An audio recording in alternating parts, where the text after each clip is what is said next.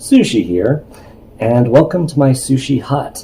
Sushi Hut is my apartment, and this is my retro game corner. So, why am I collecting for Switch 1 and Switch 2? First reason is because I have a really powerful PC. It has an RTX 4090, a 9800X 3D, and for most games, I just get the best experience from that. Not from my PS5, not from my Series X. And so, by contrast, with these Nintendo games, a lot of them, especially the first-party stuff, is never going to come to PC like all these PlayStation and Xbox games do. And so, there's a special thing about collecting a game that I can only play on that platform. It makes it more worthwhile as opposed to, say, a game like, this is one of my favorites, Scarlet Nexus. I can play that on PC anyway, and regardless of the game, I'm going to get the best possible experience on PC, especially with a more recent game like Silent Hill 2 Remake, which is very demanding on hardware. The PC is just going to power through that and give me better frame rates, better graphics settings, better resolutions than I could ever hope to get from console, even when the PS6 comes out. So that's one reason, is just getting the best playing experience from each game leaves me with a lot of games to get for the Nintendo, for the Switch 1 and Switch 2, but not so many that are really important to pick up for PlayStation or Xbox. Next reason is that Nintendo games are really incredible to play. Like, we have here Mario Kart World. So far, this is my game of the year. And yes, I did play Expedition 33. But they're just incredibly fun. There's so many memories with Nintendo games that you have, like whether it be Fire Red, from Pokemon, or whether it be Astral Chain. I still need to play that. Or I'm playing on DS Lite, Heart Gold. And here's another one, Super Mario Odyssey. Incredible game. Nintendo, just every year, they produce at least a few real bangers of games, real must-plays. And so you're just going to get lots of incredible games to buy and collect for. Another reason is that there's plenty of stock available. When I look at, one of my favorite franchises is Final Fantasy. And when I look at the collector's edition, that boxed set for Final Fantasy VII Remake, there's not a lot of stock of that available on the used market, because that came out a long time ago, and it's super expensive. But with Switch 1, that Switch 1 just got replaced only very recently, so there's lots of stock available for all of those games. Nothing's too unreasonably expensive, at least nothing that most people would want to buy. And then Switch 2, you just go to the store, any store, and you can buy any game you want, just about. Like, just today, I went to the most famous GameStop in the world, the one that has the Halo 3 mural, and I picked up, no, that's not the right game. I picked up a brand new copy of Donkey Kong Bonanza. And I could have gone to any store and picked up that same game. Super easy to find anything you want.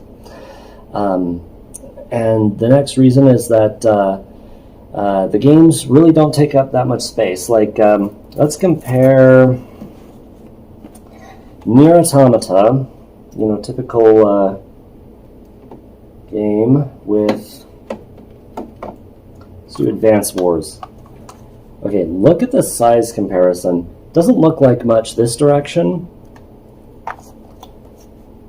but, the spines, really thin. These are small games, very diminutively sized, so they're very space efficient, they're easy to move, and they're easy to store tons of them on your shelf. So that's pretty nice. Another reason is that I just love the color red, and these look great. I especially love the big, thick red banner on the top of Switch 2 games. Another reason is that with Switch 2 specifically, any physical, well, actually both Switch 1 and Switch 2, any physical release is going to be a very high quality version. What I mean by that is, you open up one of these discs, one of these Blu-ray discs, and the game data is physically on it, but it downloads to the console's internal storage and then plays off of that.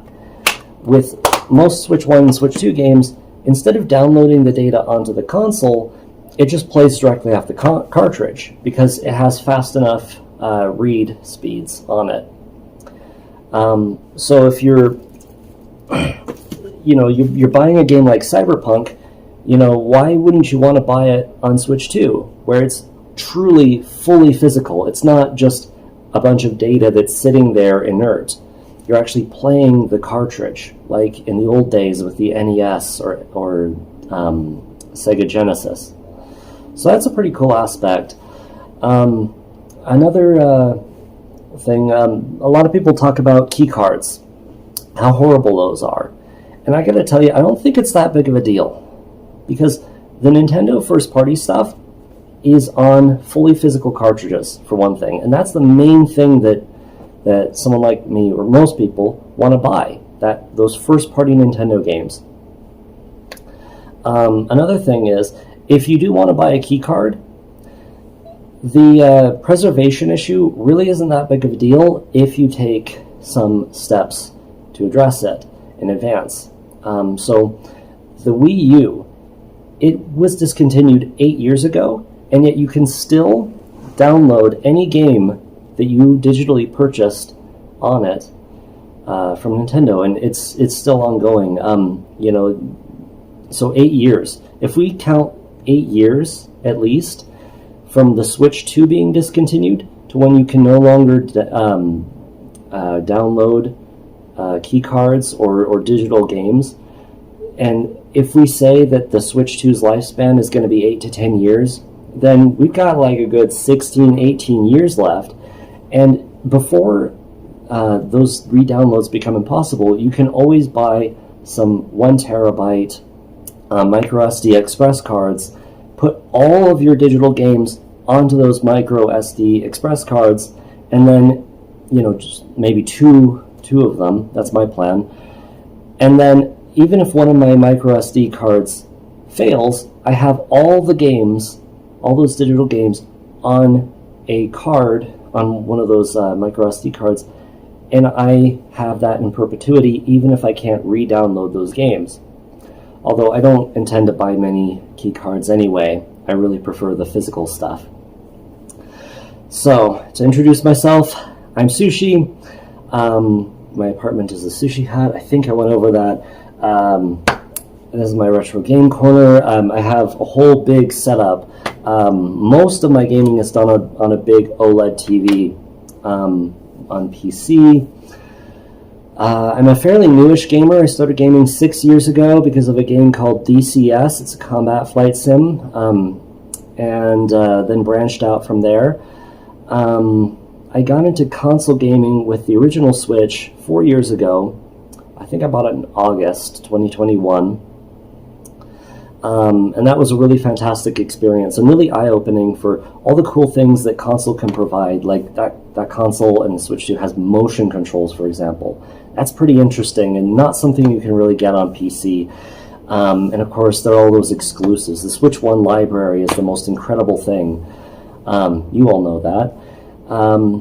What I do professionally is I'm a tax accountant. Currently, I do taxes for rich people and for their businesses and their trusts and their foundations and so on. But soon I'm going to be moving to Wyoming and doing taxes for more normal people. I'm going to get to do apparently taxes for real life cowboys. And if you don't know, maybe you're from Europe or something. Cowboys really do exist. They raise cows for a living, for slaughter and for meat, and they really do wear the hats and the cowboy boots, and they really do have guns. Those are for taking care of varmints. But anyway, my boring job gives me a lot of income to spend on gaming, which is pretty fantastic.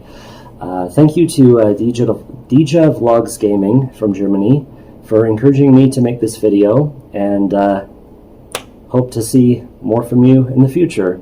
Take care, everyone.